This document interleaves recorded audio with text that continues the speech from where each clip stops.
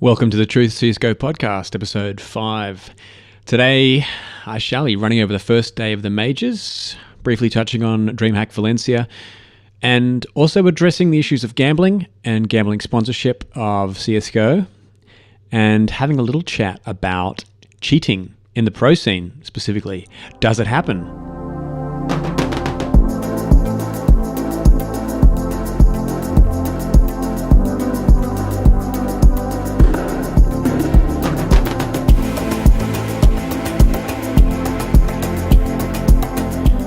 So in the few days since I recorded episode 4, there's been a lot of CSGO that's been played. There's so much going on right now. We've had the Dreamhack Valencia competition, which was won by NIP, Ninjas in Pyjamas. They beat Red Reserve in the grand final. And the IGL of Red Reserve, the in-game leader, was Michael Ailey, who, if you're sort of new to the scene, used to be in NIP. So that was kind of cool to see them facing off against one of their old teammates and his new team. Red Reserve are obviously pretty untried. I think this was their big major sort of first showing at a LAN. Actually, it might have been their first showing at a LAN, full stop. They put up a good fight in the first map on Mirage, taking 10 rounds from NIP, but were unsuccessful. And then NIP really shut them down on Cash, the second map, beating them 16-2. And Cash is obviously, after NIP's 3-0 run on it in ESL 1 Cologne, in the group stages of ESL 1 Cologne, shaping up to be NIP's best map. They're very convincing on it right now. And Rez and Draken really put in some solid performances. It's also nice to see Forrest stepping up, seemingly inspired by the performances of these young guys on the team. He's having some plays that are reminiscent of the Forrest of old. And overall, it was a fun tournament. There wasn't too much at stake, but it is nice for NIP to sort of get their toe back in the water, get their hair wet again, so to speak. And hopefully this is the beginning of a new era in a larger way this time. There's been new eras many times over the years with NIP as they've swapped out the fifth player. Now they've got 2 new people. Hopefully this is what they need. I was speaking in the last episode about their mentality and what the psychology behind that might be. Dreamhack Valencia and this win could possibly be the breaking of the dam for that psychological barrier. So we'll see. Now, we've also had the first day of the PGL Krakow major of the Swiss stages. Just a little sort of précis if you are slightly new to the scene. The 3 favourites for this competition going into it are SK, FaZe and Australis. Australis won the last major back in January, but since then they've been sort of quiet, and SK have been the ones who've really been taking home a lot of the trophies in the meantime. FaZe have been runners-up in at least 3 grand finals, at least 3 large tournaments since the arrival of Nico, but they haven't managed to win anything too convincing. And so far, SK seem to have been the more cohesive team. Now, in terms of SK, the first time I really thought, okay, these guys are back since the swapping out of FNX for Fur was at IAM Sydney, and they beat FaZe in the grand final. And they really just outclassed them. There was some great moments where the individual players on FaZe put SK sort of put a scare in SK, but the team cohesion that SK has right now just doesn't exist in other teams, although there is a team who displayed some of that on this first day, and I'll get to them shortly. So SK are definitely the favourites going into it. In terms of FaZe, they do have a good record against Australis, but I have a sneaking suspicion that their problems, actually, we've talked about Carrigan and the fact that he might not be as strong a backbone for his team as perhaps Glaive is, as definitely Fallen is. But I have a sneaking suspicion that their problem might be down to communication. Much has been made about the fact that these guys are from different countries. And look, that's a really appealing notion. The idea of a Mongol team that doesn't really have anything to do with nationality is kind of exciting, because that's the world we live in. And a team's victory doesn't become about, we're Brazilian or we're Danish. It's nothing to do with nationality. It's purely about skills and how you show up to the server. But I'm not sure whether the communication is really there. And we saw that on this first day. We saw a deficiency of communication. I'll get to their match shortly. the backbone of this team really is Rain and Kyoshima, who are they're not really the star players. They're sort of more support players. But a lot has been made about the star power of Nico or the AWPing of Alu. I don't think they're really the strongest part of FaZe. So anyway, it remains to be seen whether FaZe can firm up these superstars around these two support players. And the third favourites obviously are Australis, who have a major under their belt already this year. But we haven't seen much of them for the last few months. They skipped ESL 1 Cologne, for instance, and whether or not that timeout is a good thing or not remains to be seen. Obviously, they'll have a bit of a tactical advantage over the other teams, especially teams like SK, who've been so visible over the past few months, whose demos they'll be able to absolutely pour over. And the other teams obviously won't have as much info on Australis and what they're up to these days in terms of their tactics. But on the other hand, the other teams have more momentum. SK has an insane amount of momentum right now and dominance.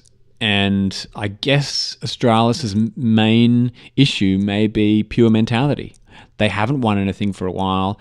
Is that winner's mentality going to be there as strong for them as it used to be? And so the next level of contenders are sort of on a level playing field right now. I'd say G2, Fnatic are at a similar tier. They have great players. They've got some real legends in there. They haven't been winning enough tournaments. They haven't been placing high enough to consider them on the same level as those other three, but they've definitely got the potential to reach a semi-finals or a grand finals here. And obviously there's VP, who show up sometimes and in other times don't show up. And they've obviously been having a major slump. However, I will get to their match soon. They tend to rise to the occasion, and I think that's really a focus thing. If it's a big match, they have a history of rising to the occasion and playing to the level of their opponents. So you never know with VP. Anyway, I'm just going to go briefly over some of these matches. I think there's only a couple that are really worth paying attention to in this first day, so I'll give them a bit more time. First match was Mouse Sports versus Gambit.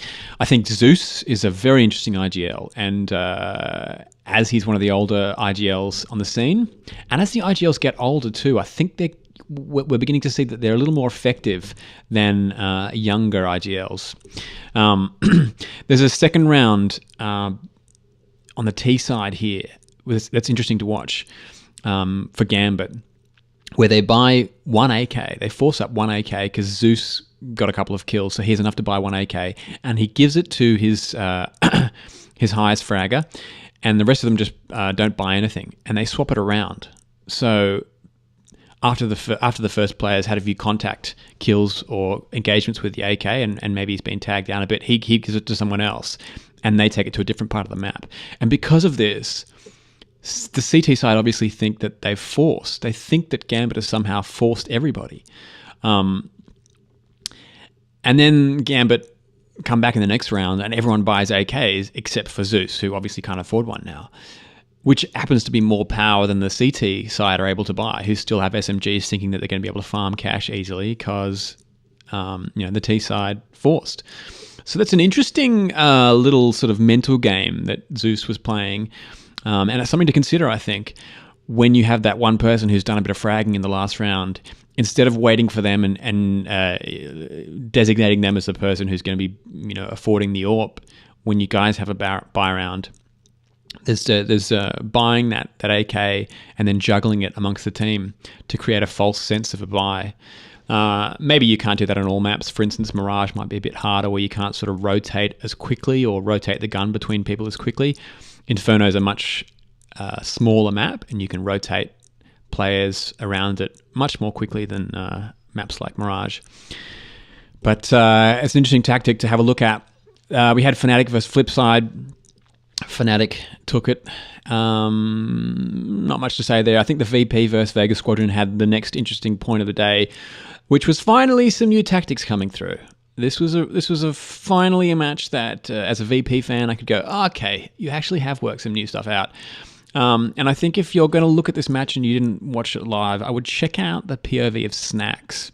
I was watching him on GoTV, and he's got a very interesting way that he deals on the T side with Squeaky on the which is the door into the A site. And what he does is he throws a HG at the door, and then immediately throws a smoke. So the HE blows the squeaky door off, and then the smoke just lands just beyond it, which gives him a little entry into A site should he need. And it keeps the T side, it keeps the CT side unable to sort of get too close to squeaky door, because Snacks can sort of pick them off. He has a visibility advantage for that close little area around the squeaky door. Now, the biggest advantage to this tactic is that the CTs now have something to worry about, because that smoke is dissipating, right? And when it's dissipating, there's like a clock that's ticking down. And when that's gone, there's going to be a visibility line where anyone from the T side can pick off someone who's, say, outside of Mini, or who's crouched up on hut. So it just gives them an extra thing to worry about. And sometimes you'll see that Snacks just throws the smoke and then leaves it and goes off to ramp to join his team, and leaves that smoke there as this kind of time bomb that the CT side have to sort of put someone to sort of watch and babysit. And other times he just tries to peek around it, or sits there and waits for it to dissipate, and then to, hoping that the CT side will have moved on from then and been distracted by other parts of his teammates. For instance, on one round, the other 4 players start moving outside, and he just agitates in that area for a while. And when that smoke has dissipated, is able to get a few of the cross angles from within Squeaky. So that's an interesting tactical position to check out. VP beat Vega Squadron, which was nice. They're obviously not a tier 1 team, but hopefully this gives them the confidence rolling into the next days. The next map was SK versus Pinta, and Pinta came close to beating SK with a long winning streak at the start. Until SK came back, it was looking a bit like the Space Soldiers SK matchup from ESL 1 Cologne, which was a total upset, and Space Soldiers ended up beating SK. But SK did sort of manage to, clear the cobwebs out of their heads and realize, oh, no, hold on, we're much better than this. And it looked to be a sort of a lost focus issue. And there have been comments from Fallen, the leader of SK, suggesting that they might have been a bit burnt out because they've been playing back-to-back tournaments. I think there's a danger of that sort of micro version of looking at one spot too long. There was a term that Freiburg had for it recently that they were talking about on the analyst desk. I think it was for Cologne, where you look at a spot too long. Let's say you've got the AWP and you've got your crosshair on one particular angle, and there's a little period of hypnosis where if someone peeks you react just that second too late, just because your eyes have sort of rested. And it could be that SK have been focused on playing the game so hard for so long that their focus is a little off. Even though they feel like they're there and they've got all the energy, they're not quite as sharp as they may be. So that, to me, will be, I think, the big question for SK. Can they retain that sort of laser sharp focus they seem to have had? On paper, they should win this, but I think the mental game will be the big question for them. So the next game was FaZe versus Big. And I'm a FaZe fan, much to my own detriment, because they're very rarely satisfying to watch because of the potential they have and the way they just don't sort of use that potential to the best of its ability. Now it's a clumsy way of saying I've been disappointed by them recently. And they were playing versus Big on Inferno, and they lost, which I don't think was really a surprise because Big had such a cohesive idea and way of playing that was demonstrated in Cologne and was demonstrated in the post-match interviews with Godby, where they'd really put a huge amount of thought into the opponent they were playing and how to counter-strat that as a team, not just on individual plays. And FaZe in this map really, really suffered from that lack of team cohesion that has been plaguing them. It's plagued them in the semi-finals of ESL 1, and it's been plaguing them for a while, as far as I'm concerned. I saw it in IEM Sydney, even though they had those big hitters who did a lot of work for them and made a lot of plays for them. The moment those guys have lost confidence, the team has fallen apart, as far as I'm concerned. Carrigan, as I said before, doesn't really have a handle on his team the way some IGLs do. And obviously not the way Godby does. And it means that Nico, for instance, is going to stupid peaks on the B site that open up the whole site when all he needs to do is play time. And as we were talking about last episode, we saw this at ESL1 Cologne, where he was going for these sort of really careless rushes that kind of struck me, that seemed quite similar to the sort of plays you might do at a Golden Over 3 level, where you don't really have a relationship with the team. You're playing with a bunch of casuals. You don't know whether they're good or not yet, so you just go for the kills. You just go for the scores. And when you don't get them, when you're expecting them, it's a big hit to your confidence. And unless you have the sort of IGL who can, then take a firm leadership role and go, all right, this is where you need to play, there's not really any way to recover from that during the course of a match. So someone mentioned on Reddit that if you're interested in watching this match and you haven't seen it, check out the POV of Godby on GoTV for a masterclass in how to read your opponents. And then I would check out the interview that he did post-match, where he talks about the importance of knowing where Kiyoshima was at all times. Now, we've heard this from Godby before.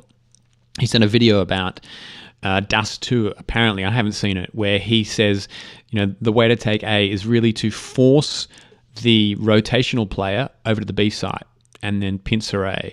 And you could see that these guys had studied the demos from FaZe, realized that Kyo was the player who was rotating, and worked out ways to force him to either go to A or B. And then once they knew they'd had him at one site, they could push on the corresponding site. I mean, were FaZe considering those sorts of tactics against Big? I think it's probably unlikely. So check out his POV, because it's just masterful. And you can see it. You don't even have to check out his POV to see the way they played FaZe. They waited until the last 20 seconds for the first 4 or 5 rounds on the T side before they even made a move on any bomb side, which meant that on the 6th round, they could just rush somewhere and completely catch FaZe off guard. And from that moment, whether they rushed or waited, it didn't really matter, because they'd completely confounded FaZe's expectations of them.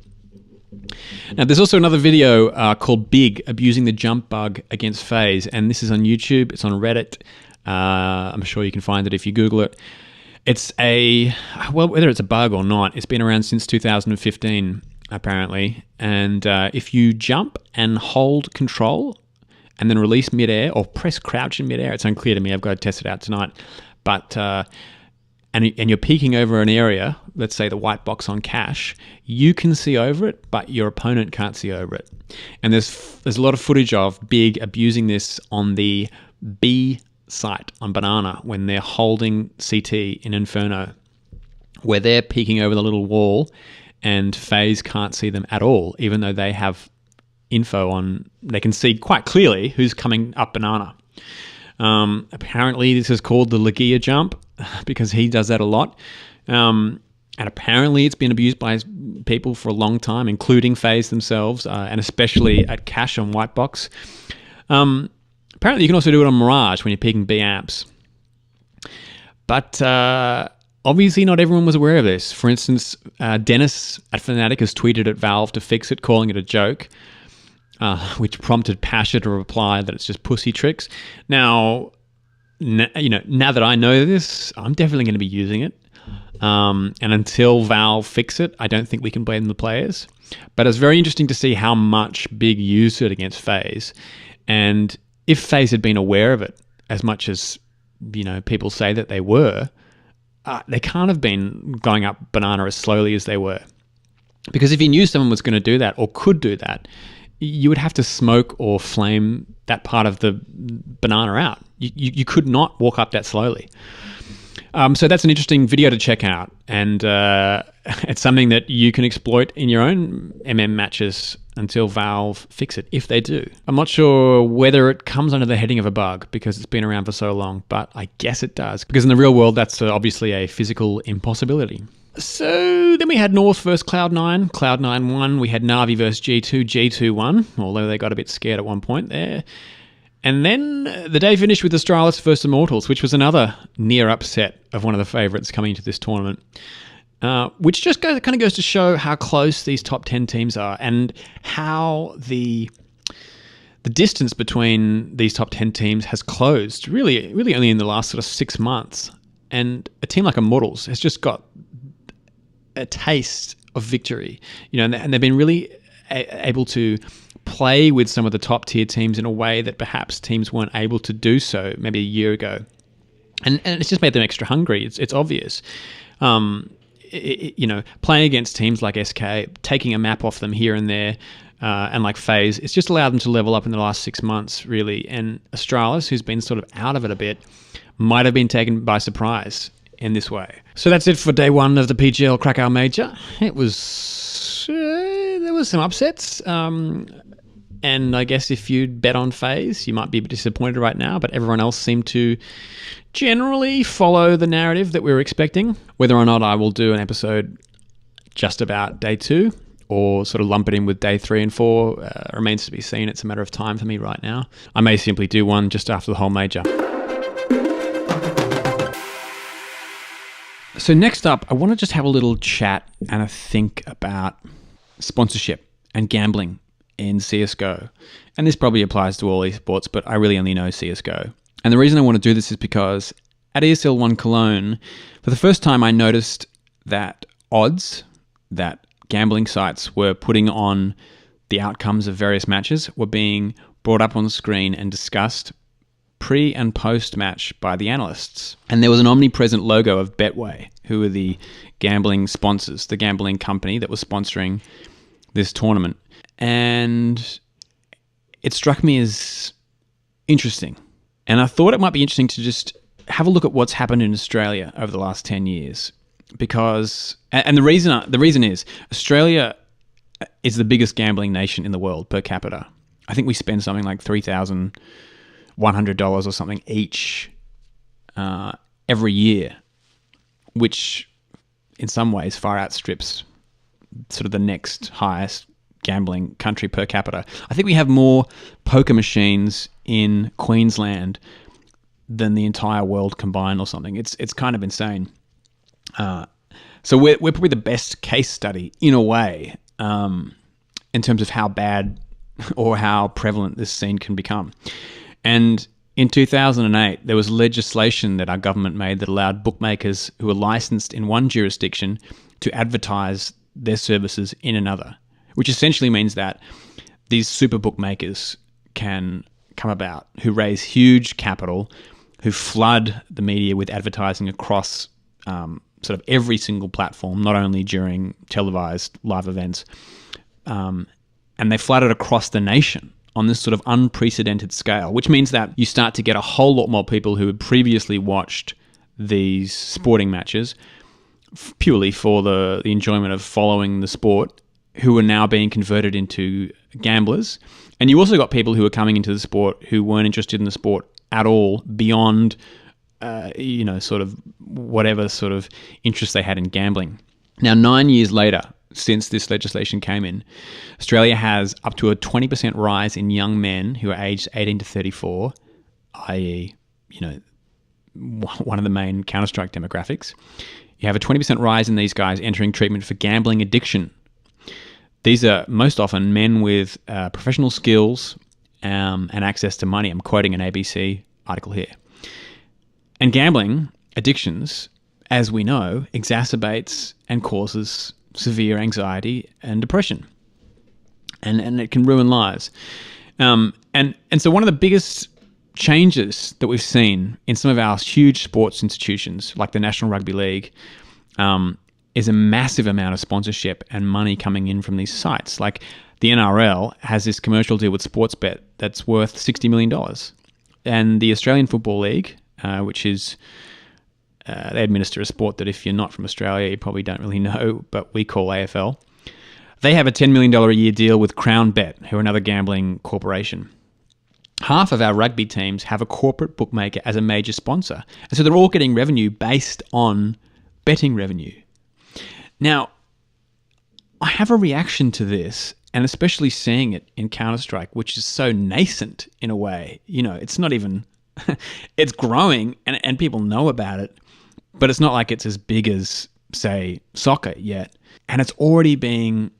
it's already getting so intertwined with this gambling culture. And the reason I have a huge reaction to this is because, doesn't it seem really evident that this is a massive conflict of interest? Just a blatant conflict of interest. A corporation, right, whose motive is profit, that is based on the outcome of a team, who also own the team, who can control the outcome, is a clear conflict of interest. They're going to make money depending on whether that team wins or loses a match, but they own the team. Now, NIP, I don't know if this is recent, but I only noticed this recently, are sponsored by Betway as well. And they used to be sponsored by Skin Arena. So they're no strangers to being sponsored by these gambling sites and corporations. They've got some videos they've even done for Betway working on playing an aim map. SK are sponsored by Skins Jar, so they're no strangers to it as well.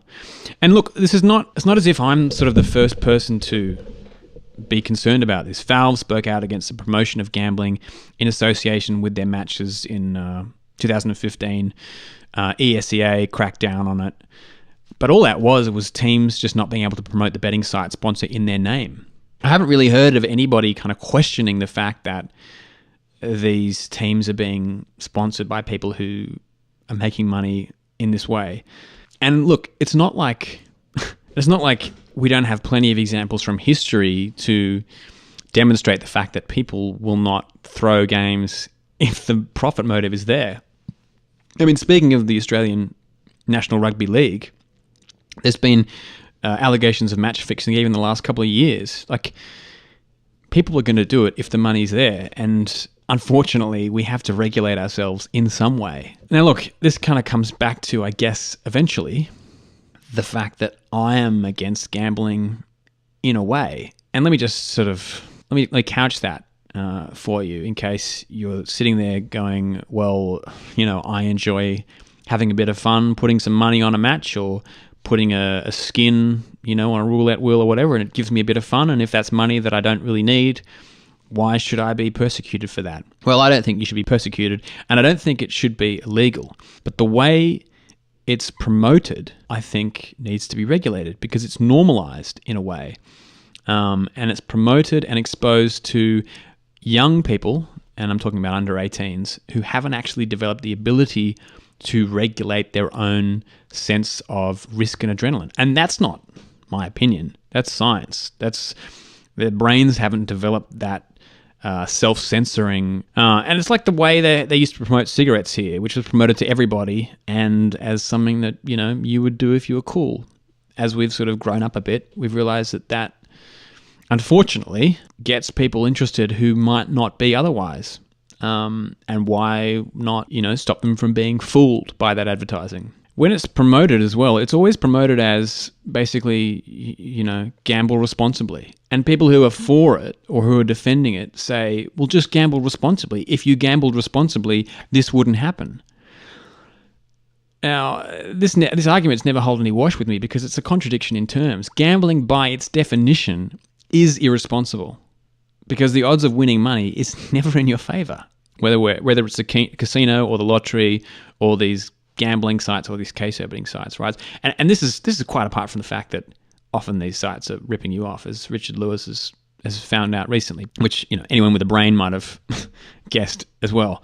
But by its definition, gambling is irresponsible because the odds of winning money is never in your favor. It's like saying be rationally irrational. And so that's how I feel about gambling. And I'm going to be watching whether or not this gambling thing becomes more ingrained with Counter-Strike. Because I have to say, if it does, it's going to become a problem. Not only for the corporations and the players, but also the amateur players and anyone in this association, in any of the associations who have a conscience. And I would say as well, one of the things we can do as part of the community on Reddit and Twitter and all that kind of thing is just place a bit of pressure on the players, on the organizations, so that they're always being held accountable, because accountable they are. They're reaching hundreds of thousands, millions of people. They're making a huge amount of money, and a lot of these people are placing a lot of faith and trust in them and looking up to them as mentors, and they're setting the moral tone, really, for a huge part of some people's lives. And so we need to hold them morally accountable. If we're against the promotion of gambling and the normalization of gambling, we got to let them know, whether that's on Reddit, on their Twitter accounts, And I'll be doing my part. And if you feel the same way as I do, I hope you're doing yours.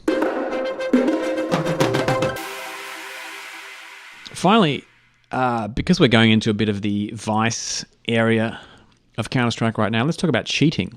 And cheating in pros, in the pro scene in particular. As I've mentioned before, I've seen those sort of flusher videos. I've seen the Kelly or Quickly videos. I didn't really have an opinion about it because I don't feel like I know enough about the context and yada yada. I think there's always been an argument for both sides of these sort of online YouTube videos. However, I did recently see a video by a guy called The Concept. If you've seen his videos, you'll know immediately what I'm talking about. He released a video on YouTube about aimbotting, where he compared the tiny micro movements of an aimbot, an aim program, with some of the micro movements of various players like Shroud, Simple, Flusher, and Cold Zero. And I have to say, it was pretty shocking. There wasn't a huge amount of context to the analysis that he was doing, but it was very in-depth, and he did a lot of slowed down clip analysis where we could really track the crosshairs of the different players and compare the sort of somewhat mechanical, predictable movements and tuggings that an aimbot would do that players, I assume, don't normally do. And I guess, like most of you, I probably think, well, it's ridiculous. How could all of those people cheat? How could Shroud cheat? How could Simple cheat? How could Flusher cheat? How could Cold Zero cheat? These guys are living the dream. They're being paid huge amounts of money to fly around the world, play a video game that they love with, more often than not, their best mates. Why would you risk that? Now, there's a simple response to that, and it's somewhat rhetorical in its nature, but you'll understand what I mean when I say the answer is 2 words: Lance Armstrong. We know that human beings are like that, and we've had probably the worst example of our lifetime only get busted a couple of years ago. Now, I have a mate. He's called Junglist. You may have known him from Good Game. He's also a games journalist of great renown these days, and he was a Counter-Strike pro from 1.6. And when I was telling him about these videos, because I don't really feel like I know enough to agree necessarily with this guy, The Concept. But when I was telling Junglist about this, he said that it's possible that the packaging and sampling of information that are captured in these demos is actually what I'm seeing, or what is being analyzed in the irrational or the weird movements that these players and their crosshairs are sometimes taking. So I don't really understand what he means exactly. I kind of get it in theory, but technically I wouldn't be able to explain it that well, but I'll give it a little shot. Basically, Counter-Strike, obviously, because it's data, it's not real-world footage, everything is recorded in keyframes, right? If it wasn't, then there'd just be too much. The games would be huge in terms of information they chewed up. So that means that there's a sort of an abbreviation in terms of the movement. So if a player strafes from left to right, there's a certain amount of keyframes that are telling the computer this is where this guy is moving. And that then creates a pathway for the character model that'll go between the animations. But that's not actually following like real world motion or physics. It's purely following a dotted line, which means that it may reach that dotted line in a sort of unnatural way. That's sort of the best explanation I can give for what he was saying might result in anomalies between what you watch and what a player is actually doing. I kind of get that might be the case. I feel like I have to know more about this to really give an adequate verdict. But I would say if you're interested in this kind of thing, check out this guy, The Concept. Google Concept, CSGO Pro cheating. He's just released a video that focuses just on Shroud, and it sours Cloud9's recent form with Shroud basically killing it at ESL 1 Cologne. For me, a bit. Like, it does a bit. I don't really know if this guy's on the money, but if it's true, then fuck that guy. I would say there's another guy, another user on there called Grimble. You spell that capital GR1MB3L. He's got some YouTube videos on there about cheating as well, and in particular a video where he plugs a mouse in with a CSGO hack just in the USB, and all that comes up is this tiny like flash of a window that opens and closes itself, and then CS goes back on, and voila, he's got a wall hack. And I had no idea that was how quickly a cheat could sort of happen or be installed or work. And it led me down a bit of a rabbit hole, I have to say, where people were accusing like SK of keeping cheats somehow in their shoes, because why aren't they wearing their shoes the whole time, and why do they put them on, at the end of every game? Are they pulling a little USB thing out of their computer and putting it into their shoes? And here's footage of like Simple pulling something out of the computer after this game, and I just don't know now. I just don't know. I'm really confused about a lot of this, because while the arguments that these guys are making are so compelling, I just don't want to believe it.